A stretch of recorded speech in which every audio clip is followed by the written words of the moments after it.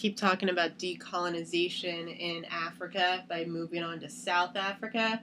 So in some ways we see a similar experience. We talked about France in the last video, so just remember that South Africa is also a place that has quite a bit of white settlers, right? This was a former British colony, of course, and so like France and like Algeria with France, you see that independence and black nationalism is difficult because there's still white people living there.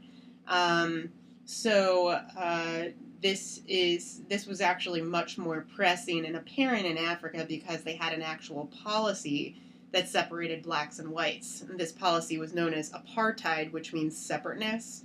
So basically, there was this continued white desire to continue economic control in South Africa, and it caused the white minority to successfully resist black majority rule for years. The reason why whites wanted to maintain economic control was because of the precious minerals that were located in South Africa. Remember the fight for gold during the Boer War, right? And also there was significant industrial development since colonization. And there was just, the idea was that South Africa was just too much of an economic boon to their society to let go of it. Their argument also was that their economic presence there gave many South Africans jobs, but the problem was that there was this perpetual cultural inequality with regard to apartheid, and the attempt to have more of a white domination of the South African economy also meant that even if South Africans were given jobs, these jobs were inherently unequal, right? The idea was that most of these industries were still controlled at the top by whites. After World War II, though, you are going to see an increase in black nationalism in South Africa, and this caused a lot of fear, naturally, among white South Africans. In 1948, there's a white party that's formed. It's called the Afrikaner National Party, and this was a move to crush black nationalist rule. So the Afrikaner National Party actually created the policy of apartheid. In apartheid, 87% of South Africa's territory was reserved for white residents. And they also subdivided the black population by tribal affiliation. And the reason for this was they wanted to prevent the black population from gaining strength and forming liberation movements, right? So, basically within apartheid, they tried to continue to divide the black population to prevent any type of nationalist sentiment from gaining too much headway. You, of course, see a series of protests against apartheid. The Sharpeville protests in 1960 marked severe violence against black activists. In the Sharpeville protests, 69 black activists were killed, and this inspires more radical activism. Around the same time, the African National Congress was suppressed, and other black organizations you see experience a lot of opposition. The newly freed African nations called for UN sanctions against South Africa until the violent policy of apartheid would stop.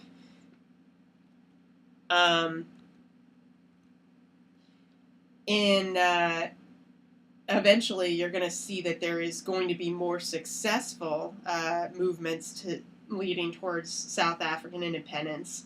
The African National Congress, it was actually formed in 1912, but by the 1950s it was dedicated to resisting apartheid. The major leader of the African National Congress was Nelson Mandela, who promoted multiracial democratic rule in South Africa. Mandela faced severe resistance from white rulers. He was ultimately thrown in prison for 27 years. And so the solution from, colonialists to try to stop these independence movements was ultimately to silence the nationalist voice. So, going back here, In 1963, the Republic of South Africa was established, so that marked the official moment when South Africa broke off from the British Commonwealth. The white government captured leaders of the African National Congress and sentenced them to life in prison. So Mandela was not the only person who was imprisoned during this process. And there were continued protests against against apartheid policies in the 1970s and 1980s. And in particular, they were led by a lot of student activists. Apartheid ending, finally. In 1989, a new president is elected, F.W. de Klerk, and he began to end the apartheid policies. First, in 1990, Nelson Mandela was released from prison, and the African National Congress was legalized. The African National Congress and the National Party began to work together to create a new constitution for South Africa in 1994. And in also same year, South Africa held its first democratic elections. They were open to people of all races. And then in 1994, Nelson Mandela became the first black president of South Africa. So South Africa, I think, is an interesting, if we're looking at all these different instances of Africa, of independence movements in Africa. To a certain extent, I see a combination of what we saw with Ghana and Algeria. In terms of the similarities with Algeria, we see quite a bit, right? We see quite a bit of violence, of course, taking place in Algeria. We see the continued presence of white colonialists even after World War II, which makes nationalist movements difficult. You see continued violence in the attempt by black nationalists to regain control. There is a continued push by whites to silence the opposition, to silence the independence seekers. I suppose one of the things that makes it different is geographic proximity to a mother country, and also just the legacy of colonialism in South Africa. The Afrikaners, the white people in South Africa, were there much longer than French people were in Algeria, right? They had been there, arguably, really since the Dutch formation of the Cape Colony in the 17th century. So in a lot of ways, that actually made the South African independence movement more difficult because white people could claim that they've been in South Africa much longer. And the similarities to Ghana, I see, are that there were some peaceful efforts to achieve independence as well. Of course, the student-led protests throughout the 1970s and 1980s, and of course, just the idea that Africa eventually does become independent in a more democratic process. So that, I see, resembles Ghana a little bit more similarly. Okay. Okay, so let's move on to Kenya, which is another example of a more violent process. So in Kenya, again, we see there are still protests between white settlers and African nationalists. One of the earliest instances where we see a violent revolt take place was the Mau Mau uprising. And this took place in 1947, and what this was it was a Kenyan society, it was an African nationalist society, the Mau Mau. And what they do is they ultimately try to launch a violent campaign against the Europeans. The government in Nairobi dismissed the Mau Mau uprisings. They saw them as too radical. And British nationalists, they were the ones who called the revolters the Mau Mau. Actually, most of them were African nationalists in the Kikuyu group, which was Kenya's largest ethnic group. So Mau Mau was actually sort of a derogatory term that the British put on these Kenyan nationalists. The Kikuyu resistance to the British actually dated way back to the 1930s and 1940s because the Kikuyu were increasingly pushed off their more fertile lands, and they were reduced to basically wage slaves. They weren't officially slaves, but they were fighting for very low wage, or they were working for very low wages, and they lost their most fertile land. In the 1940s, the Kikuyus began to strike, and they staged direct action to try to force white settlers off their land. In 1952, the British moved to suppress all nationalist groups, even the nonviolent ones, and there was a British military resistance that killed over 12,000 Africans and also 100 Europeans. Nonetheless, though, the Mau Mau continued to gain support throughout Kenya, and eventually the British gave up in the region. And even some British spoke out against the settlers' white supremacy in Kenya, and Kenya negotiated for its independence in 1963.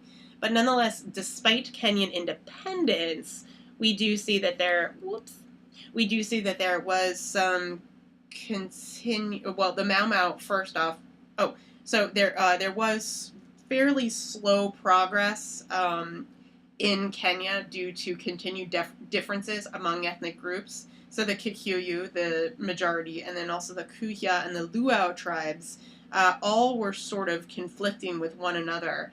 And there also was even an Indian community in Kenya. These were Asian workers that were brought to Kenya by the British to build a railway, and then they stayed there. They settled in unoccupied lands. And so what we actually see in Kenya is this growing anti-foreign sentiment, and a lot of the violence from these African nationalists was targeted towards the Indians. They did not renounce their British passports, but they also didn't take up Kenyan citizenship. And so you do see increasing corruption in Kenya throughout by the turn of the 20th century. There was pretty frequent violence between tribes, in particular during elections. In the 2000 elections, the supporters of the losing candidate refused to accept the result of the election, and this prompted violence that killed 1,000 people and displaced over 600,000 Kenyans. And the subsequent coalition government that formed brought some measure of peace, but there were still attacks on Asians, in particular Indians. And Indians still remain in Kenya. They're primarily concentrated on the business sectors, and they still marry within their own ethnic groups, and they remain pretty close-knit among themselves in Kenya. So, nonetheless, basically, one of the things that we see, one of the things that makes Kenya a little bit slower to move in a more democratic direction is the continued tribal and ethnic conflicts in Kenya, and also the fact that there were still settlers from outside of Kenya itself who refused to leave after Kenya started to push towards independence. I want to talk about these a little bit more in class, but one of the other things that we need to acknowledge is that there are also continued instances of violence and genocides that have taken place in Africa that show continued instability in certain parts of the country. We'll talk about genocides and instances of violence in Darfur, in Sudan, as well as Rwanda. And we'll also just talk about the continued legacy and the economic effects that genocide has on sub-Saharan African economies in particular. We'll talk about continued UN efforts to keep the peace in these regions and their degree of success. And we'll also talk about continued health problems, in particular those that affect Africa, so the HIV/AIDS epidemic and how it affects Africa. But we really want to do these. I think these are easier to do in class. There are a lot of links to videos here that we can watch in class and discuss. And also, as always, I'll share this slideshow with you so you can look at these at your own leisure if you need to.